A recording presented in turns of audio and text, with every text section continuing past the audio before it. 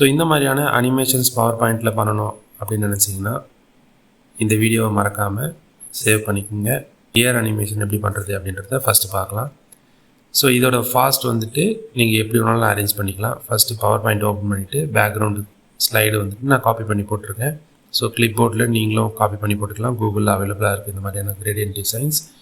First insert பண்ணிக்கோங்க. 12 point star insert பண்ணதுக்கப்புறமா ஒரு சர்க்கிள் இன்சர்ட் பண்ணிவிட்டு உங்களுக்கு எவ்வளோ லென்த் வேணுமோ அந்த லென்த்துக்கு நீங்கள் அட்ஜஸ்ட் பண்ணிவிட்டு ஃபஸ்ட்டு இன்டர்செக்ட் பண்ணிடுங்க. அது எதுக்காகன்னு பார்த்தீங்கன்னாக்கா கார்னரில் வந்துட்டு விவியாக இருக்குது இல்லையா, ஸோ இதை வந்துட்டு ஸ்கொயராக வரணும் அப்படின்றதுக்காக பண்ணியிருக்கேன். ஸோ அதே மாதிரி இன்னொரு சர்க்கிள் எடுத்துகிட்டு அவுட்டருக்கு இன்டர்செக்ட் பண்ணி எடுத்துடுங்க. ஸோ எடுத்ததுக்கப்புறமா கியர் கிடச்சிரும். ஸோ இதை நியான் க்ளோவில் வச்சுருக்கேன். ஸோ க்ளோ ஆப்ஷன் எஃபெக்ட்ஸை நீங்கள் ஆட் பண்ணிக்கோங்க. அதே மாதிரி அனிமேஷன்ஸுமே நீங்கள் ஆட் பண்ணிக்கலாம். ஸோ இதோட ஃபுல் வீடியோ உங்களுக்கு கீழே லிங்க் கொடுக்குறேன். அதை கிளிக் பண்ணி ஃபுல் வீடியோ பாருங்கள்.